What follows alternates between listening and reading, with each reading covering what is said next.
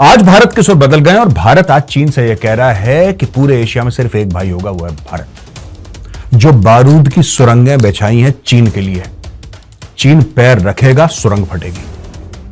उसके अंदर एक लेखक है, एक बंगाली कवि है जो बंगाली नेशनलिज्म, बंगाली राष्ट्रवाद के बारे में बात करता है, उसको मारो। वो कॉलेज का प्रोफेसर है जिसने कल शाम को मीटिंग ली थी और बोला था कि नहीं सोनार बांग्ला, उसको ये जमातुल इस्लामी वाले थे। নমস্কার, আপনাদের সবাইকে স্বাগত। যে কোনো দেশের বৈদেশিক নীতি সেই দেশের সবকিছু নির্ধারিত করে, আর এটা ভারত জানে। সেই কারণে ভারতের নীতি বদলে গেছে, যার ফলে ভারতের শত্রুরা এখন কাঁপছে। এই বিষয়ে ভারতীয় মেজর গৌরবাড়িয়া কি বলেছেন শুনুন। दोस्तों, एक कहावत है, मुझे लगता था कहावत ही है कि एक म्यान में दो तलवारें नहीं रह सकती, लेकिन ये कहावत नहीं है दोस्तों, ये सच्चाई है, एकदम सच्चाई है। इसमें म्यान है एशिया और तलवार भारत और चाइना। एक जमाना था जब भारत चीन से कहता था कि आप बड़े भाई बन लीजिए और हमें छोटा भाई बन के रहने दीजिए, हम लोग आराम से रहते हैं। लेकिन आज भारत के सुर बदल गए हैं। आज भारत के सुर बदल गए और भारत आज चीन से यह कह रहा है कि पूरे एशिया में सिर्फ एक भाई होगा, वो है भारत। और भारत ने इस पे काम भी शुरू। ये जो बात हम करते हैं ना गलवान की, दौलत बे गोल्डी में ये हो गया, ट्राई जंक्शन में ये हो गया, फिंगर 4 फिंगर 3, ये सब जो मामला है पूरा, ये सब जो मामला है, और आप स्टार्ट कर लीजिए सिक्किम से, फिर ले जाइए अरुणाचल प्रदेश, फिर बोलिए उत्तराखंड की बात, पूरा लाइन ऑफ एक्चुअल। ये बात क्या है?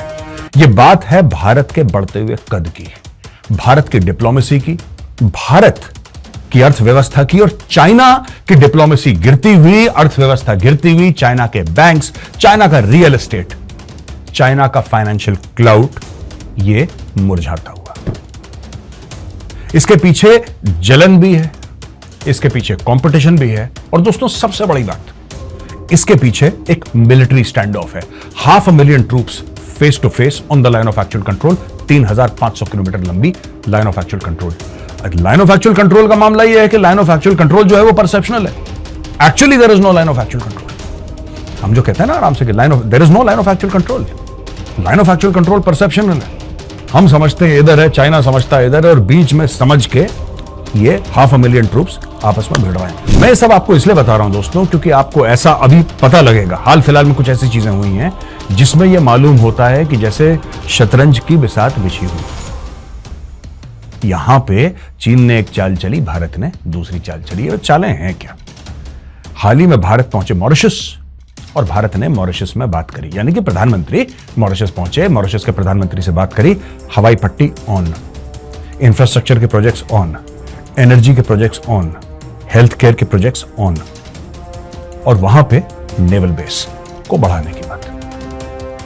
इससे चीन हो गया हैरान। हाल ही में चीन के जहाज को मना करा था कि तुम श्रीलंका पर डॉक नहीं कर सकते। चीन तो करता चला आया है भाई। हनुमान टोटा पोर्ट बनाया किसने? आप ये सोचिए कि हनुमान टोटा पोर्ट है, इतना बड़ा पोर्ट है, इतना बड़ा पोर्ट, अरबों डॉलर का, वो बनाया किसने? जो लोग ये कहते हैं कि भारत की डिप्लोमेसी चीन के सामने फीकी पड़ रही है, फिर वो ठीक से दुनिया को देख नहीं पा रहे। कि हमारे आसपास जो हो रहा है, मैं एक एक करके आपको बताऊंगा कि चीन ने करा क्या है और भारत ने उसकी काट कैसे करी। तब आप ये अप्रिशिएट कर पाएंगे, तब आप बेहतर समझ पाएंगे कि डॉक्टर जयशंकर ने जो बारूद की सुरंगें बिछाई हैं चीन के लिए, चीन पैर रखेगा सुरंग फटेगी, ऐसा हाल कर दिया चाइना का। इसीलिए प्रेशर लूजन ऑफ करने के लिए, प्रेशर लेट ऑफ करने के लिए, जब प्रेशर बन जाता है तो सीटी बजती है ना प्रेशर कुकर की, तब गलवान होते हैं। अब मैं आपको बताता हूं क्या हुआ। आप शुरू कर दीजिए म्यांमार से, ऊपर से शुरू करते हैं। जैसे भारत का नक्शा है ये, यहां से शुरू करते हैं। आप म्यांमार से शुरू करिए। म्यांमार में क्या हो रहा है? वहां पे almost state of civil war है। एक जमाने में चाइना कंट्रोल करता था, चाइना वुड कंट्रोल इट। आज की तारीख में कुछ नहीं पता। जो चाइना की सपोर्टेड हुंता है, जो चाइना की सपोर्टेड वहां पे मिलिट्री रेजिम है, वो ऑन द रन है, और कई गांव हैं जो चाइनीज बॉर्डर पे है, वो रिबेल्स ने कैप्चर कर लिया। उनकी फौज इतनी डर गई कि 100, 200, 300, पता नहीं कितने, मुझे तो आइडिया नहीं कितने लोग आ गए। आर्मी के उनके हथियार समेत भारत में आके इंडियन आर्मी के सामने हथियार डाले, बोला भाई साहब शरण दे दो, मार मार के दुम्बा बना दिया हमारा। नेपाल, केपी शर्मा ओली। केपी शर्मा ओली को कंट्रोल करने वाली उस जमाने की चाइनीज एम्बेसडर एक लेडी थी, वो केपी शर्मा को कठपुतली जैसे चलाती है ना, वैसे चलाती थी कठपुतली। केपी शर्मा ओली। और केपी शर्मा ओली ने बहुत बकवास भारत के लिए करी। केपी शर्मा ओली गया। प्रचंड जो है वो एक न्यूट्रल आदमी है और काफी हद तक प्रो इंडिया भी है, लेकिन वो न्यूट्रल स्टांस रखता है। लेकिन नेपाल में एक और चीज शुरू हो गई, राजशाही को वापस बुलाने की मुहिम जारी हो गई सड़क में। और लोग कहते हैं कि जैसे नेपाल एक समय में था हिंदू राष्ट्र, वैसे नेपाल हिंदू राष्ट्र दोबारा बनना चाहिए। रोज सड़क पे प्रोटेस्ट मार्च निकल रहा है। मैं ये नहीं कह रहा कि भारत ने करवाया है, इसलिए भारत ने नहीं करवाया क्योंकि ये एक जमाने में था हिंदू राष्ट्र, फिर बाद में सेक्युलर बना। वो कहना है कि वापस हिंदू राष्ट्र, वहां पे हिंदू अक्सरियत में है, हिंदू मेजॉरिटी में है, बनना चाहिए, बन रहा है। बांग्लादेश में पाकिस्तानी आर्मी और आईएसआई की फंडेड जमातुल इस्लामी। दोस्तों आपको पता है जमातुल इस्लामी क्या है? जमातुल इस्लामी वो ऑर्गेनाइजेशन है, वो संस्था है 1971 में जब जनरल टिक्का खान वहां पे पहुंचा था तो किसने आइडेंटिफाई करा था बांग्लादेश में? किसने बोला था कि उस घर के अंदर बंगाली इंटेलेक्चुअल है, उसको मारो।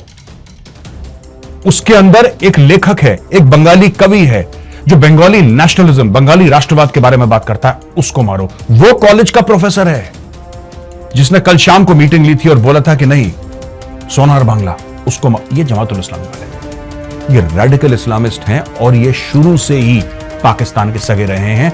और वो बीज जो पाकिस्तान ने बोया था आज की तारीख में, आप देखते ना इतने हिंदुओं को मार दिया, वो जो रेडिकलाइजेशन फैल रहा है बांग्लादेशी सोसाइटी में, that is because of Jamatul Islami. लेकिन वहां पे भी क्या हुआ कि शेख हसीना दोबारा इलेक्शन जीती। काफी लोगों ने हल्ला करा, पॉलिटिकल पार्टीज तो थी नहीं, ऑपोजिशन पार्टीज थी नहीं, ये वो फलाना ढिमका, उससे क्या फर्क पड़ता है? She is the prime minister of Bangladesh and she is pro Indian. आपको पता है एक इंडियन आर्मी के कर्नल साहब थे, जब लड़ाई चल रही थी पाकिस्तान और इंडिया की, तो इनकी फैमिली को सराउंड कर लिया था। मैं शेख मुजीबुर रहमान के परिवार की बात कर रहा हूं, और उनकी बेटी जो आज की तारीख में प्रधानमंत्री है बांग्लादेश की, पूरे परिवार को सराउंड कर लिया था। एक कर्नल साहब इंडियन आर्मी के उनके पूरे परिवार को सेफली इंडिया लेकर आए थे।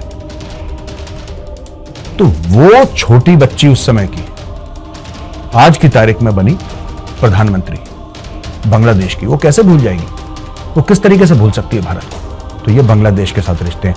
यहां पे नेपाल से बिजली खरीदी जा रही है और बांग्लादेश को बेची जा रही है। क्या भारत को बिजली की जरूरत है?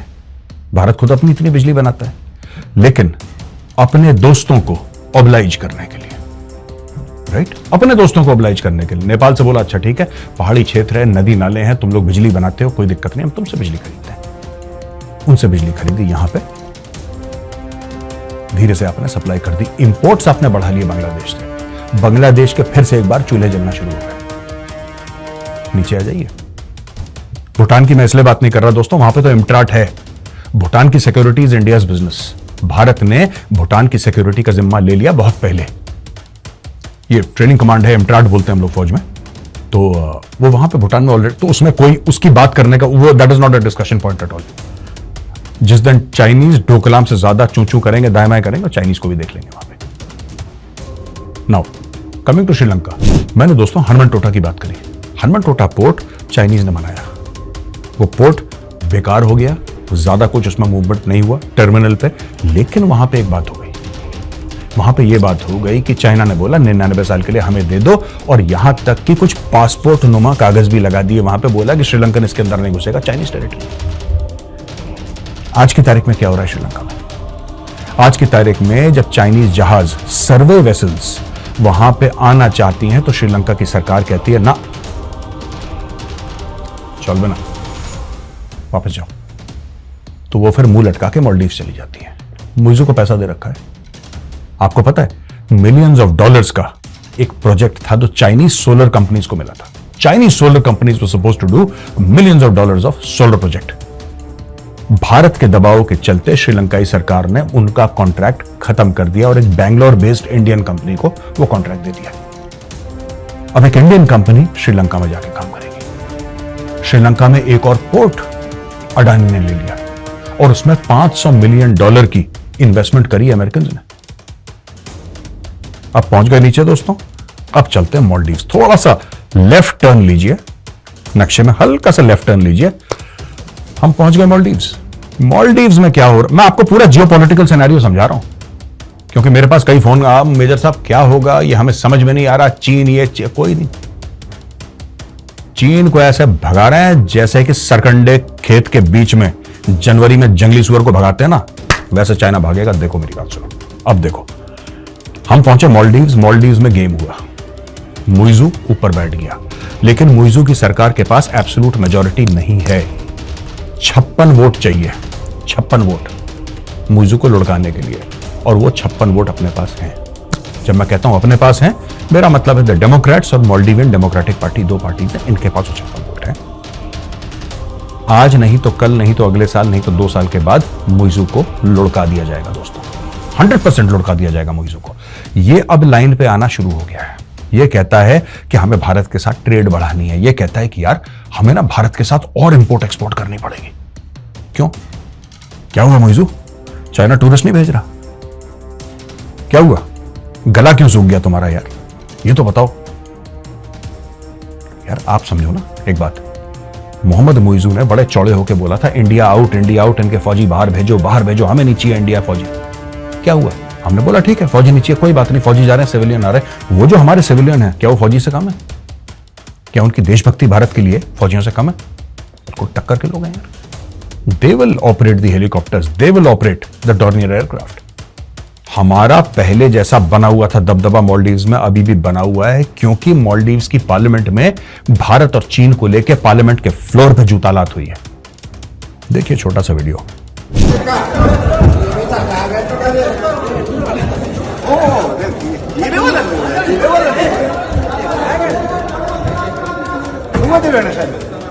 दोस्तों ये तो हुई बात मॉलडीव्स की। अब अगर हम ऊपर चले जाएं, सीधा ऊपर, पाकिस्तान बिक चुका है, लेकिन एक और बात है कि चाइना पाकिस्तान इकोनॉमिक कॉरिडोर रुक चुका है, और भारत यूनाइटेड नेशंस में बात बोल चुका है कि चाइना पाकिस्तान इकोनॉमिक कॉरिडोर जहां से पाकिस्तान के अंदर आता है और घुसता है, वो एक्चुअली एरिया जो है वो पाकिस्तान का है ही नहीं, वो है ही नहीं, वो भारत का एरिया है। As per the 1994 Indian Parliament resolutions, that area belongs to us। और वो पार्लियामेंट का रेजोल्यूशन बहुत पहले हमारा है, वो तो सदैव ही हमारा था, लेकिन वो पार्लियामेंट ने मोहर लगा दी उस चीज के ऊपर। गिलगिट बाल्टिस्तान, पाकिस्तान ऑक्यूपाइड कश्मीर, जिसको बड़े फक्र के साथ पाकिस्तानी कहते हैं, आजाद कश्मीर, उसको तो आजाद करवाना बाकी है अभी। अगर आप पूरे बेल्ट एंड रोड को देखें, दोस्तों मैं क्यों बोल रहा हूं आपको ना, मैं हुक पे आ रहा हूं। हर एक न्यूज का एक हुक होता है ना कि ये इंपॉर्टेंट पॉइंट है। मैं आपको पूरे नक्शे में समझा रहा हूं, इसमें स्टोरी क्या है अब मैं आपको बताता हूं। चाइना पाकिस्तान इकोनॉमिक कॉरिडोर और बेल्ट एंड रोड इनिशिएटिव की बैंड बजा दी इंडिया ने। ये शुरू हो रहा है भारत से, the India middle east Europe economic corridor. मैं दोबारा रिपीट करता हूं, India middle east Europe economic corridor. ये भारत से शुरू होती है, ये सऊदी अरब से लेते हुए सीधा सीधा जाती है इजराइल से, घुसती चली जाती है ये ग्रीस यूरोप में है, और ग्रीस से घुसती चली जाती है, सीधी पहुंच जाती है ये वेस्टर्न यूरोप। और वेस्टर्न यूरोप का सबसे अमीर मुल्क जर्मनी। सोचने वाली बात है दोस्तों। हाल ही में प्रधानमंत्री मोदी जी ने यह डिक्लेयर करा था कि यूपीआई ग्रीस यूज करेगा। यूएई में ऑलरेडी है, भारत में ऑलरेडी है। आप नक्शा देखिए, आपको यह पता लग जाएगा कि जहां जहां यह कॉरिडोर जारी है वहां वहां यूपीआई इनके साथ जा रहा है आगे। अब आप देखिएगा, जहां जहां यह कॉरिडोर जा रही है वहां वहां यूपीआई इसके साथ ट्रैवल कर रहा है। यानी कि भारत की टेक्नोलॉजी, भारत का डेटा, भारत का रसूख आगे बढ़ रहा है। अब यह सब मैंने आपको इसलिए बताया क्योंकि चाइना का बैंड बज गया, और चाइना का बैंड बज गया, चाइना बहुत परेशान है यार। जय हिंद, जय जवान, जय किसान।